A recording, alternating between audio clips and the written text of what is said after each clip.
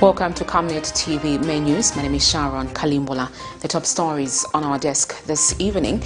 Government applauds the Health Professions Council of Zambia for taking disciplinary action against RDAZ President Dr. Brian SAMPA. 2-week prison break cheers ex-prisoners.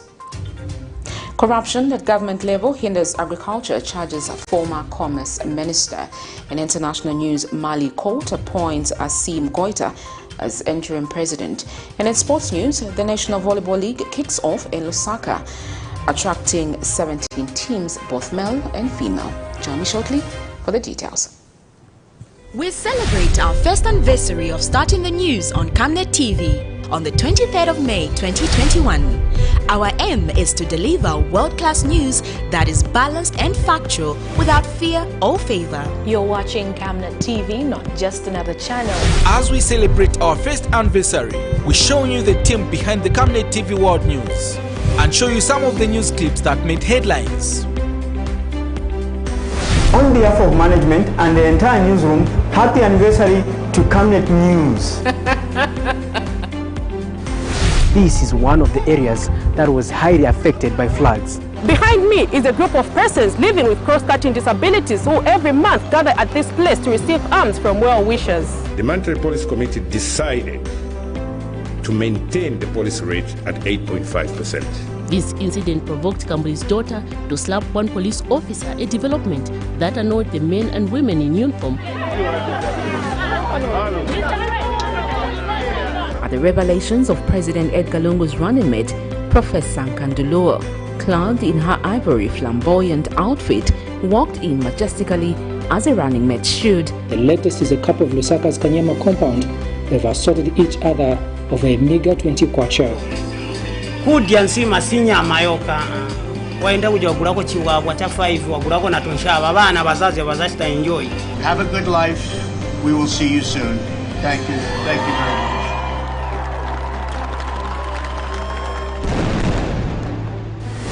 To you, our viewers, we say thank you for supporting us as we continue bringing you nothing but the best. Camnet TV, not just another channel.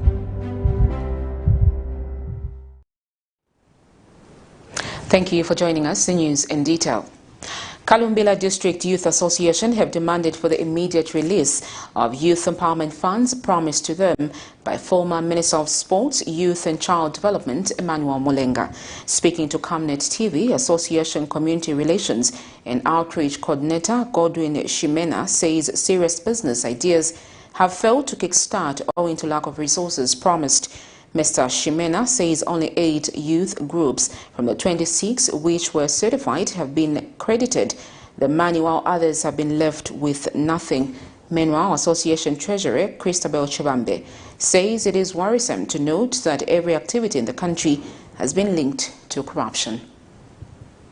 Us went to Lusaka to call those people. No, the minister traveled all the way from Lusaka. He burnt fuel. He came here. You know, we gathered there. Sometimes let us also learn to respect the traditional leaders. Yes, yes. We feel deceived to them consider the young people of Karumbira district. 26 youth groups, out of 26, only 8 have been credited. We have been to Youth and Sports Provincial, and the only stories are there. The Youth and Sports Coordinator of Northwestern Province has been expressing ignorance. So this being the case, we are appealing to the government through Youth and Sports Ministry, so that the government need that money. Giving us that money. You want us to worship the government? You want us to worship politicians? That's when we are going to support independence. We are very disappointed. We are demanding for that money to be paid. Can you check your system? Check in the computer system. If there are some organizations that have not been paid like us, we need that money to be paid to all the organizations. We cannot be worshipping politicians anymore. Okay, this time around we're not going to be used as youth of Zambia. We're not going to be used. We are so much disappointed with the way the government is operating These funds are supposed to be paid so that the youth could benefit and work on their projects that they had applied for. Yes. We appeal to the government, please, this money has to be paid. This money has to be paid for us to go on with our projects. There are projects that are pending. Japan Tobacco International Leaf Zambia Chipata operation says combating child labor is among key issues they have been focusing on in view of safeguarding the well-being of children in the country. In the year 2019, a survey of 220 tobacco farmers from central, eastern, southern, western provinces revealed that 45.4% of the farmers use household labor to produce tobacco, given that 68.6% of the household members between the ages of 4 and 10 were those being used in these farms. JTI Zambia Leaf Operations Manager Ezekiel Mtonga has to this effect told Camnet News in an interview that they have been working with various stakeholders, including the International Labour Organization, to combat the vice. Children to work in a tobacco farm. And how do we monitor that? For example, we have, as I explained earlier on, we have extension officers. We call them agronom technicians. They go out and visit every farmer at every stage, be it in the field and be it at home when they are curing the tobacco.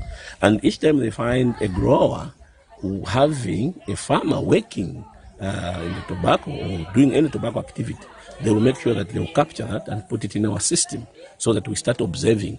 And also they have to do what we would call, in an ordinary terminology, they will do a bit of counseling to sit down with this tobacco grower. You know, in Zambia, the issue of child labor is a little bit on the, I would say, it's a new phenomenon, because people say you need to teach a child at a tender age skills, of survival skills. But for JTI, we said no. And we also encourage that most of the children that our farmers have, they have to go to school. Because by going to school, it means they will not be used to work in a tobacco field. And sometimes even in other fields like maize.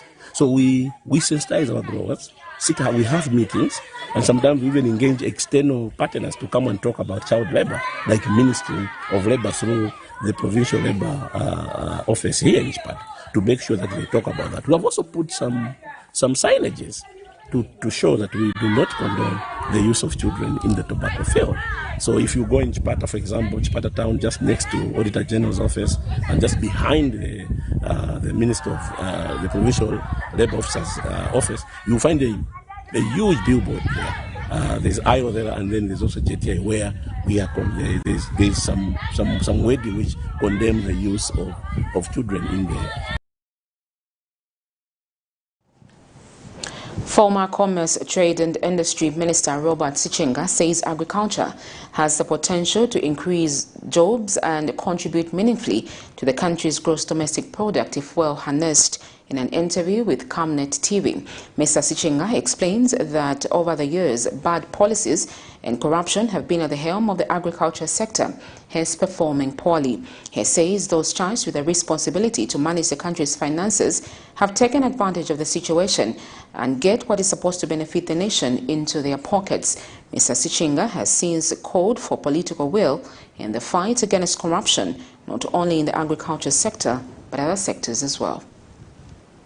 We have had a problem during President Banda's period, the short period that he was in office. We have had a serious, and I mean serious problem also during the period of President Lungu.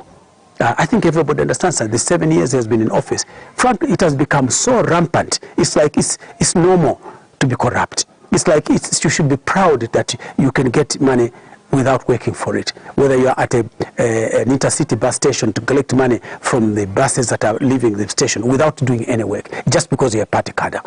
All right? You can say that some minister, I don't know how, but supposedly had access to certain monies because they are a minister, they could influence the decision. And it also goes all the way to State House itself. Because then you find that this decision was taken at State House. So what do you expect? We were instructed to. And then people abide by it. So what happens is that all of us pay for that corruption. Why? Because we pay the taxes. The government must pay for those contracts, especially when they're government contracts. And then you have individuals saying that, well, if the president is taking, if the minister is taking, why shouldn't I take? That's the attitude we're going to end up with. And we're therefore not getting value for money because people think they're entitled to a commission, in inverted commas, because they happen to be in a particular position, or they belong to a certain political party, or because they have influence, shall we say. So we all pay for it. And clearly it has to be stopped. It has gone beyond normalities, if you want. And all of us should be angry about it because we are paying for it. Government has welcomed the move by the Health Professions Council of Zambia, HPCZ, to suspend the practicing license for Resident Doctors Association of Zambia President Dr. Brian SAMPA for what it terms as gross professional misconduct. Speaking during a media briefing in Lusaka Saturday afternoon, Permanent Secretary for Public Service Management Division, Boniface Chimbwali, states that the go-slow by RDAZ president is illegal and a violation of the Professional Code of Ethics. He adds that the action by HPCZ is timely and meant to save the lives of the people. Meanwhile, Dr. SAMPA has told Camnet TV that he has not yet received any official letter from HPCZ that his license has been suspended. Miriam Kaimba filed this report. On the 24th of May 2021, Resident Doctors Association of Zambia, through its president Brian SAMPA, had threatened to down tools because of government's failure to address their concern, where they demanded for salary arrears for the 309 doctors, dismantling of arrears and gratuities for medical doctors, creation of positions for senior resident medical officers, registrars and consultants, and the recruitment of 500 newly graduated medical doctors. However, they rescinded their action after they were threatened with disciplinary action, and the turn of events concerning this issue is that the Health Professional Council of Zambia, HPCZ, has suspended the practicing license for the Resident Doctors Association of Zambia President Brian SAMPA for gross professional misconduct, and the Ministry of Health has uploaded the action, saying it was timely done in the interest to save the lives of people, on ground that the go-slow meant to take by the doctors was illegal and a violation of the Health Professional Code. So where is the problem? Like I indicated, how I wish somebody can come up and say, but no, you, PSMD, the real issue is this, and that's why people ought to go on go-slow. Are we paying them their monthly salaries? Yes, we are paying. Always on time. Like I indicated, always much earlier. We have already paid. Are we paying some of the arrears? Yes, we are paying. Are we going to pay what is outstanding? Yes, we will pay. Are we committed to ensuring that we provide job opportunities? Meanwhile, Dr. SAMPA says the tactics used to intimidate the doctors is being done at the wrong time and to the wrong people. Concerning the suspension, the only thing I can say is that I haven't received any official letter from Health Professions Council that they have suspended my license. And I want to put it clear that I've never had any case against the Health Professions Council. We've never had any meeting with them. I've never had any professional misconduct case or anything of that sort. I've never had any disciplinary committee held against me by the Health Professions Council. So as it stands, these are just rumors I'm also hearing from social media and on TV. I heard that no, there is this suspension, but I haven't received any letter and any notification from the council. So I think that's why I can confirm for now. And this fight, which the doctors are fighting, is not a personal fight. And people need to differentiate. The doctors have been sacrificing for a long time. They want their needs to be met. That's when they are going to stop the go-slow. If these are tactics of trying to intimidate, I think it's being done at the wrong time and to wrong people. Because I am just one person, but we've got more than 3,000 doctors out there who are on go-slow. Until those demands are met, those doctors have resolved to continue. What we do as an association is just to represent the people. We don't do personal things. We represent the views of the people. And those people have gone on go-slow. So there is nothing that we can do as an association. Miriam Kemba, reporting for Camnet TV News. Some ex-convicts of Lusaka have welcomed the move by government to allow inmates 2 weeks of meaningful leave to visit their families. Speaking to Camnet TV in an exclusive interview, one of the ex-prisoners, George Mwanza, says this will help inmates reflect on their deeds and ensure that they continue to stay in good behavior because they want to go back to their families. 2 days ago, government announced through the Zambia Correctional Service Commissioner General Dr. Chisela Chileshe that President Lungu signed a law that will allow inmates with a 2-week long leave to visit their families. Debates and critiques continues concerning the law, which was recently signed by the head of state on inmates being given the chance to go on a 2-week break to visit their families. Now that there is hope in this president, at least for now, that is looking at their welfare. For the first time ever in the act that he has signed, there is a provision where somebody who has been sentenced to life can be given a license to go out, So, despite the idea being supported by some, many stakeholders, including the general public, continue to condemn the move on ground that such a law would impose danger to society. However, those that have spent months and years behind a correctional facility do not have the same view. To them, this is one of the most remarkable things that the government has done. Some ex-convicts spoken to by Camnet TV have welcomed the move and thanked the head of state for the good gesture. I'm George Peter Mwanza, an ex-prisoner. I stayed in prison for 8 years. According to what the president signed concerning my prisoners, that they should be given leave here 2 weeks. To me, I would say it's a very good thing. Si wonse bantu oyipa and please ni pempako kuli benachalo. Baba trasite baja bantu sikuti ngatika bankalamu janishi bankalira tu wesi banachinja. Okay, stika na balimo wosa chinja but chazona nchakuti 3/4 of them vanamvera peni ya jere and sivangafune kuti kuchita mulanda. So kuvapasa ija chance kuyenda ni njira imozi ameneza batandiza kuti vazive kuti no kansi nikachoka nizapeza pofikia. My full name is Stephen Fundafunda. I stayed there for 20 years. I was sentenced to death. Later on the president pardoned me, give me life imprisonment, again commuted me to 25 years. Once my sentences ya unasiliza. So manja panilikunja experience ya muja nilinayo niziwa maningi. I program na bwana wa president yo sign for 2 weeks. Ilichemusha vaja vantu vari society. Kuma kusikuta tuwonzi wanomaenda mjera mapanga milandu. Bena ngwaza muletera chitumbi pa nyumba pake. Apeze kakangwa kuyanka mushemusho cha muntu amangiwa. Winangu watenga moto kawaika pa nyumba pake. Imbuja muntu amangiwa bati screaming. Lelo vantu vari society wamayopa maninga ati waje vantu vari muja vari threats. Swali threats ya. Lelo waje wa society wanga wapokerele. Because wakachita neglect. Imande pale mapezeka kutatuja muntu aenda bwanji. Aenda ku criminal mind amba kustavaki. So waje muntu wakamchosa president mwanga wanachosela pardon hapo. Waje vantu wapokelele na mtima mmozi. They have also called on government to empower ex-convict. We really appreciate him for the work that he's doing to remember the prisoners like he has done. But let him not also forget us as ex-prisoners. We need empowerment, and I repeat, we need it. Miriam Kemba, reporting for Camnet TV News.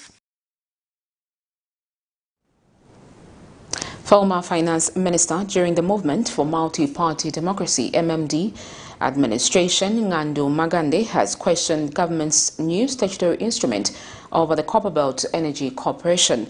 According to the information obtained, former Energy Minister Matthew Nkoa in April this year issued a statutory instrument referred to as Statutory Instrument Number 24 of 2021, the electricity regulations by which he declared CEC's transmission and distribution lines as common carriers. Last year, a statutory instrument now replaced by SI 24 was successfully challenged by CEC in the judicial review application, resulting in a judgment by the High Court squashing the minister's decision to declare CEC's transmission and distribution lines as a common carrier. According to CEC, SI 24 has the same unfavorable effect of reinstating the objectives and intentions of SI 57 of 2020, which were raised in the action before the High Court. Mr. Magande has since described the new move as privatization by government. why has the government issued another statutory instrument on the same matter? What is the difference? Because they had issued one statutory instrument where they said that all the carriers for CAC are now public carriers. But you can't just declare that because that is privatization. So when the CAC went to court, they won the case. Are you aware of that? Yeah. Now, I understand somebody rang me from one of you that in fact they issued a statutory instrument this month. So really, the mining company in Zambia, like you now mentioned, CEC was actually created to provide power to the copper belt. KCM was more or less established to deal with the Nkonkona deep mine, the KDP project, which was actually there on the table, but we, the Zambians, ZCCM, didn't have the capacity to exploit that mineral. And then when data comes in, they started digging, going down the 2 kilometers. They finished, in fact, digging the shafts. And then government takes over. Where will the government get money to invest in these mines? All that will happen is, in the next 5 to 10 years, the mine again will run down, and the country will run out of foreign exchange, and the people are again going to debt. And this really, to me, is not a way of visionary, because all these things we are doing them for. You're watching Camnet News. Just now, we'll take a break. Join me shortly for more interesting stories. At Master Signs, our services range from outdoor, indoor signage such as billboards, banners, 3D light boxes, pylons and neon signs. We are located at plot number 397A, Makeni Road, Lusaka, at Oryx Filling Station. For more details, call us on +260 967 100 090 or +260 966 999 981, or better still, email us at infomastersign@gmail.com. Master Sign, we will make it shine. In this fast-paced era of industrial boom and population growth, there is need to invest in smart ways of managing electricity and water consumption and reducing utility billing costs associated with the postpaid billing system. At Savenda Electronics, we manufacture right here in Zambia different types of high-quality smart electricity and water meters to customer specifications. Savenda Electronics water and electricity meters help you monitor your usage and gives notifications such as low units, tampering, low battery, and many other features. These easy-to-use meters makes it easier to buy units even in these COVID times and top up just from the comfort of your space. Favorable contract terms are available to both electricity and water utilities. For more details, get in touch with us on the following numbers: 0956 580 349 or 0977 498 318. Savenda Electronics, the real deal. Chagwalungu and the PF have facilitated the expansion of Levi Mwanawasa University Teaching Hospital.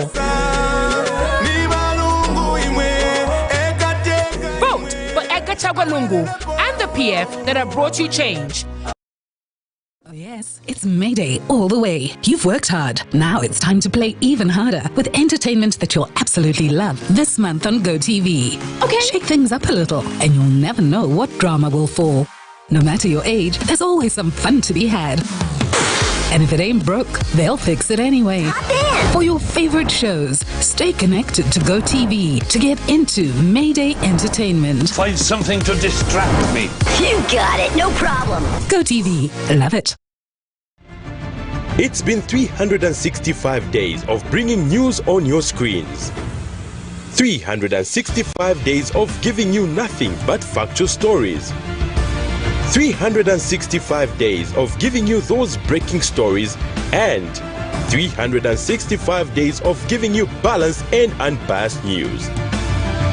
The last 365 days has made Camnet Television as the most trusted TV channel in current affairs.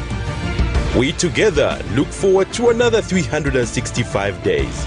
Remember, Camnet Television, not just another channel.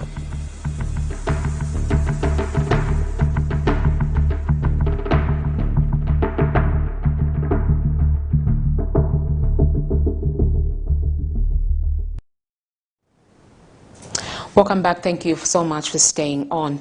United Party for National Development Copperbelt spokesperson Sam Mwekesa is disappointed at the police for surrounding the Kitwe Changanamai grounds, even when the planned rally by the UPND Alliance was moved to a later date. The UPND Alliance was Saturday scheduled to hold a rally on the Copperbelt, but was moved forward after the police command demanded that it be moved on grounds that it did not receive their notice earlier enough for them to approve the gathering. Mr. Mwekesa says the move by the police is suspicious, urging them to be professional regardless of which political party intends to use their services. Police were informed that we will not hold our campaign launch meeting this weekend. UPND as a law-abiding party and has agreed with the police, we moved our campaign launch gathering to 6th June 2021 as per police advice. And in a related development, Opposition Socialist Party presidential candidate Fred Membe has written to the Electoral Commission of Zambia urging them to urgently organize a meeting. Mr. Membe says key stakeholders involving the Electoral Commission of Zambia, the Ministry of Health, the police, and all political parties participating in the August 12th election is aimed at removing misunderstandings surrounding the process so far. He notes that while the balancing act between public health protection and democratic discussion and contestation is an important one, freedom of expression is crucial to election campaign, adding that all those restrictions should be applied fairly to all political parties. He has cited what he terms as unjustified obstacles from the police and council in Kasama when they tried to launch their campaign. He adds that the police should have now taken over the public health functions and making decisions that are clearly not under their knowledge and expertise. The risk that election campaigns could involve not just the spreading of ideas but the COVID-19 virus is real. No one can deny it. The balancing act between public health protection and democratic discussion and contestation is therefore an important one. Some adaptation of the electoral process is clearly needed to preserve human life given the known risks. However, freedom of expression is crucial to election campaigning, and the ability of ideas and information to flow during the electoral process should be restricted as minimally as possible. We can learn from what other countries have done without blindly copying. We have to bear in mind that different aspects of the electoral campaign has a different focus in different countries. Bespoke rather than one-size-fits-all approaches will probably be needed. And whatever restrictions are put in place, they should be applied fairly without partiality. We have a lot of unjustified obstacles from the police and council in Kasama trying to launch our campaign. This is certainly not the way things should be. The police has literally taken over public health functions and making decisions that are clearly not under their knowledge or expertise or even mandate. We insist that a key stakeholders meeting involving the Electoral Commission of Zambia, the Ministry of Health, the police, and all the political parties participating in these elections is urgently held to remove misunderstandings. We have written to the Electoral Commission of Zambia urging them to urgently organize this meeting. The National Monitoring Group says incidences of political violence and hooliganism, as reported, will not help Zambia attain a free, fair and credible election. Monitoring Group spokesperson Victor Muyomba says citizens must strive to support the law enforcement agencies such as the Zambia Police, whose responsibility is to maintain law and order, as it is essential for Zambia to hold a credible election. Mr. Muyumba adds that political parties are doing their best to garner support from the people, but that it is up to the citizens to ensure that the 12th August election, they vote for the right representative that will respond to the needs of the people. He has since advised all Zambians and political parties to continue observing the law. Following the dissolution of Parliament, the country is ready for the August 2021 general and presidential elections. Politicians and political parties are doing their best to garner support from the citizenry, and it is now up to the citizens to ensure that on 12th August they vote and elect their representatives at the available options, namely councillor, mayor or council chairperson, and member of parliament, and the prized presidential level.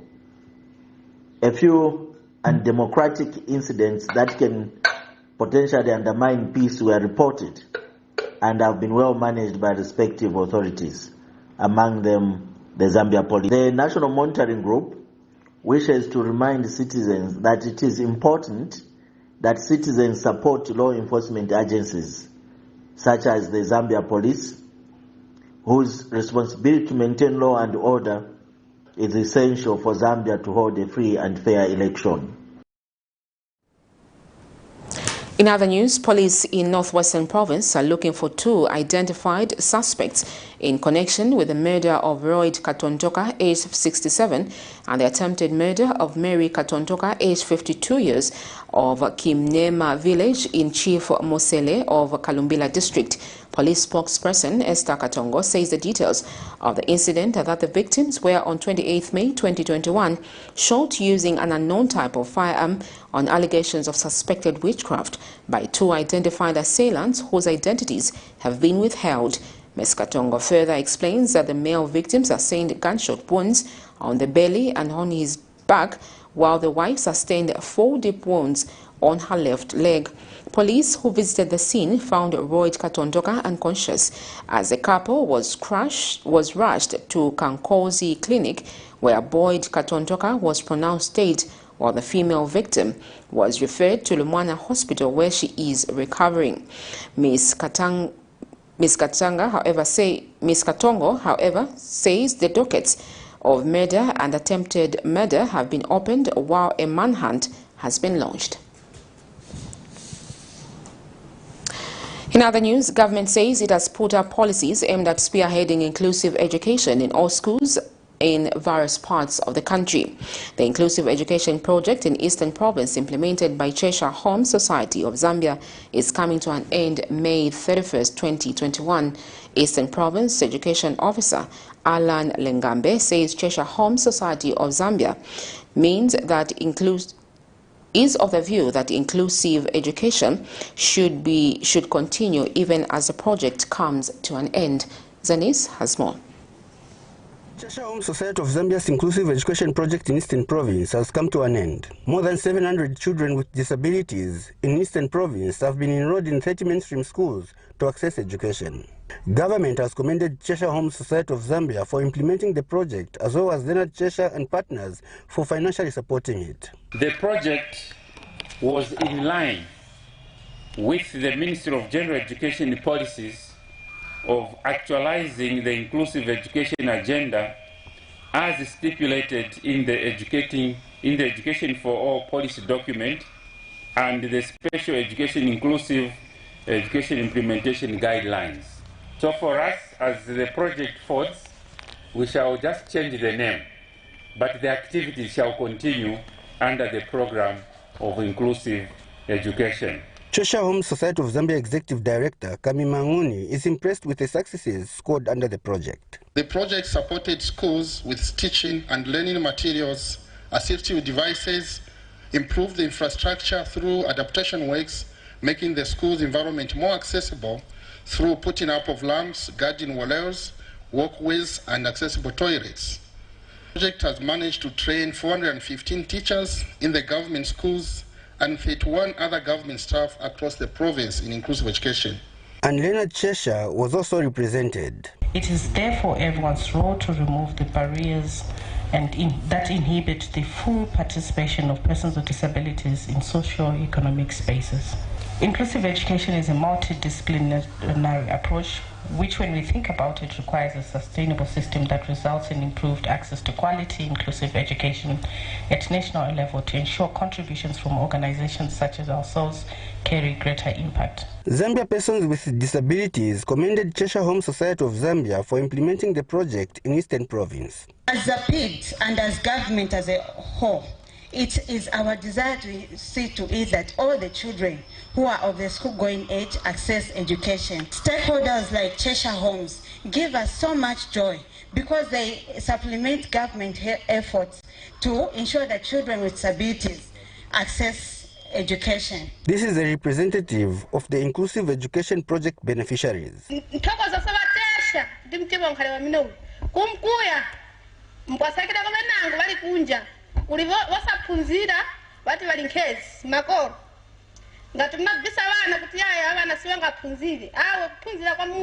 Sylvester Shimba for Zanis in Chipata District, Eastern Province.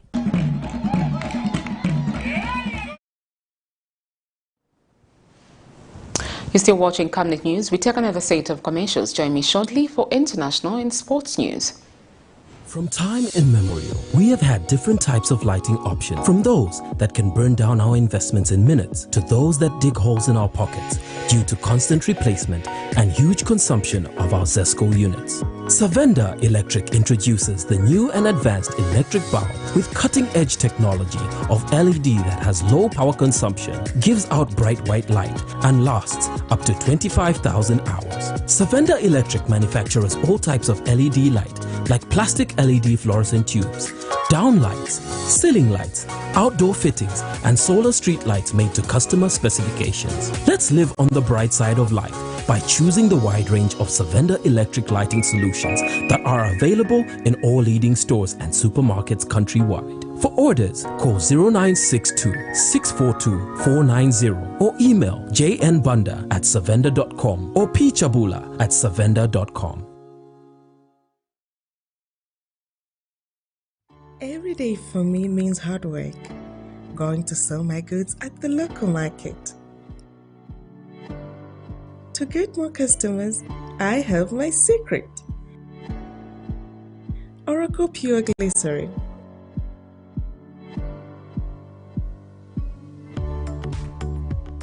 It's soft, smooth, and keeps my skin perfect. And my customers know it. Thank you, Oracle, for my perfect skin.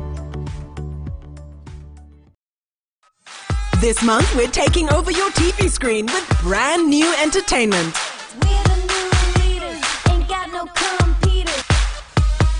A Border Patrol agent is forced to work for a Mexican cartel in Coyote. My family! It's up to you to keep them safe. A Ghanaian fashion designer weathers societal prejudice while chasing her dreams in 40 and Single. Single ladies to the dance floor. A husband will stop at nothing to cover the tracks of his wife's outrageous crime in What If? It is your responsibility to make sure that I come out clean. 3 chefs go head-to-head using ingredients chosen by their very own neighbors in Kitchen Crash. Oh, I love it. It's blended. It's meat sauce. There's meat sauce. And there are wacky adventures galore when 2 families are forced to live together in Boy, Girl, Dog, Cat, Mouse, Cheese. We can handle it. It's your moment to be taken over with the freshest entertainment. We celebrate our first anniversary of starting the news on Camnet TV on the 23rd of May 2021. Our aim is to deliver world-class news that is balanced and factual without fear or favor. You're watching Camnet TV, not just another channel. As we celebrate our first anniversary, we show you the team behind the Camnet TV World News and show you some of the news clips that made headlines. On behalf of management and the entire newsroom, happy anniversary to Camnet News. This is one of the areas that was highly affected by floods. Behind me is a group of persons living with cross-cutting disabilities who every month gather at this place to receive alms from well-wishers. The Monetary Policy Committee decided to maintain the policy rate at 8.5%. This incident provoked Kambuli's daughter to slap one police officer, a development that annoyed the men and women in uniform. At the revelations of President Edgar Lungu's running mate, Professor Nkanduluo, clad in her ivory flamboyant outfit, walked in majestically as a running mate should. The latest is a couple of Lusaka's Kanyama compound. They've assaulted each other over a meager 20 kwacha. Kudiansi masinya mayoka. Waenda kujagulako chiwabwa cha 5 wagulako na tonshaba bana bazazi bazashita enjoy. Have a good life. We will see you soon. Thank you. Thank you very much.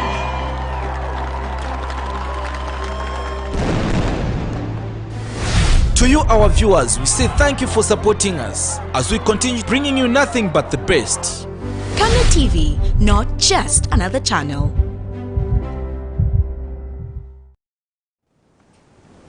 Welcome back. Thank you for staying on. In international news, Mali's Constitutional Court has named the colonel who led the military coup this week as the nation's interim leader.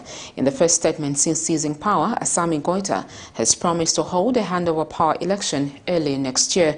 In other news, Al Jazeera also reports that Germany has acknowledged it committed genocide in the early 1900s when it controlled what is now Namibia. It has ruled out repercussions, though agreeing instead to more than $1 billion in development aid and support for the victims' descendants. Despite international condemnation, a show of support at the nation's Independence Square for Mali's military junta leader ASSIMI GOITA. They hold signs saying, "Down with France." Others wave Russian flags, hoping for Moscow's military support. And then there are widows of Malian soldiers killed on the front lines. For Jimeko Sagara, it seems like his country is engaged in an endless war as a result of a failed French military intervention. France does not like Africa. Look at what is going on in the north. The war is not over, and it has been going on for years. Why? Well, according to Goita, it's because of a lack of political will. He overthrew President Keita in August and dismissed the President of Transition and PM on Wednesday after detaining them for days. President Macron called this a coup within a coup. Goita's special advisor, Youssouf Coulibaly, explains that the PM and President were too slow to enact reforms and were insubordinate by removing members of the junta from the government. The threat of possible sanctions has angered the junta. Youssouf Coulibaly believes this will worsen the crisis. Why should foreign countries interfere in our affairs? When there is a crisis, they should be helping us, not trying to tell us what to do. The crowds are much smaller than back in August when President Ibrahim Boubacar Keita was removed from office. Still, the military junta are riding on the support of a portion of the Malian population who believe that the military can do what politicians haven't managed to, which is bring an end to state-level corruption, bring back security, and rebuild trust between the Malian people and the state. Confirmed as the new president of Mali by a constitutional court, ASSIMI GOITA says he is not here to stay and is promising free and fair election by February 2022. And so they chant his name. He appears to be the new strong man of Mali, at least for now. As their land and cattle were being taken from them, the Herero people took a stand against their German colonizers at the start of the 20th century. What came next still haunts their descendants more than a century later. Between 1904 and 1908, the Germans tried to exterminate the Nama and Herero people, executing thousands and driving other tribes' people into the desert. Survivors were used as slave labor in concentration camps. Around 100,000 people were killed in this genocide. Germany has finally accepted responsibility. We will now officially call these events what they were from today's perspective, a genocide. In doing so, we are also acknowledging our historical responsibility. In the light of Germany's historical and moral responsibility, we will ask Namibia and the descendants of the victims for forgiveness. Berlin's agreed to provide $1.3 billion in the next 3 decades in the form of development projects. Some Herero call it a betrayal of their ancestors because the deal did not include a direct payment of compensation. This has nothing to do with reparation. They call it not reparation, but reconciliation. So this is a kind of a new art of development aid. And development aid goes to this government. And this government of Namibia, as we know, is a corrupt government, and this money will never reach the Nama and the Herero people, especially the dissidents of these two nations. That's why we say no to this reconciliation. We want reparation. We want to talk directly to the German government. Half of the Nama people and 80% of the Herero were killed. Much of Namibia's arable land is still owned by descendants of German settlers. Some could stand to benefit from the announcement, as money will be allocated for land purchases and vocational training. Namibia's government says the move is a step in the right direction. To heal, we have to learn to live with the scars. But for descendants of those who were either killed or marched into the Kalahari Desert to starve to death, it's a wound that may never heal. We now take our focus to sports news.